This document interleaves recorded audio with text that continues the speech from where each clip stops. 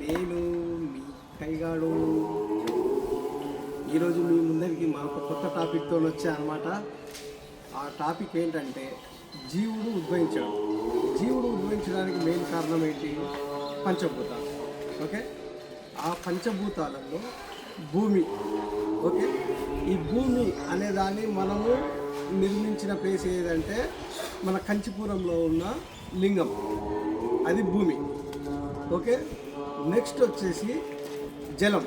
ఇప్పుడు మేము ఉన్న ప్లేస్, ఓకే, ఈ ప్లేస్ వచ్చేసి జంబుకేశ్వర లింగం అంటారు. ఇది శ్రీరంగం దగ్గరనే ఉంటుంది. చాలామంది శ్రీరంగం వస్తారు కానీ ఇక్కడికి రారు. ఇది రెండోది జలాలింగము. ఓకేనా, తర్వాత మూడోది వచ్చేసి అగ్నిలింగం. ఓకే, ఈ అగ్నిలింగం అనేది అరుణాచల్ ప్రదేశ్లో ఉంటుంది. సో ఓకే, అరుణాచల్ ప్రదేశ్ అంటున్నా, అరుణాచలంలో ఉంటుంది. ఓకే, అగ్నిలింగం. నాలుగోది వచ్చేసి వాయులింగం. ఈ వాయులింగం వచ్చేసి మన కాళహస్తిలో ఉంటుంది. ఓకే, ఐదవది వచ్చేసి చిదంబర లింగం అంటే ఆకాశలింగం అనమాట. ఇట్లా పంచభూతాలని మానవుడు భూమి పైన ఏర్పరచుకొని వాటిని పూజ చేస్తున్నారు.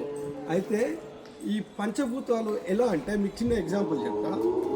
ఒక బకెట్లో మంచిగా కడిగేసి అలా నీరేసి ఎక్కడో ఓపెన్ ప్లేస్లో పెట్టాడు. ఓకే, సో ఆ నీరుకు అలా కొంచెం ధూళి పడుతుంది. ధూళి అంటే నథింగ్ బట్ భూమి. ఓకే, ఆ భూమి, కాంతి, ఆకాశము, ఇవన్నీ ఈ పంచభూతాలు మిక్స్ అయ్యి ఒక జీవి ఏర్పడుతుంది. ఓకేనా, సో ఆ జీవి ఏర్పడదానే ఈ పంచభూతాల ద్వారా ఉద్భవించిన ఒక జీవి అంటారు. అయితే మీకు చిన్న ఎగ్జాంపుల్గా జీవి చెప్పిన. అయితే మనం మనిషి ఎట్లా అని అనుకోవచ్చు మీరు.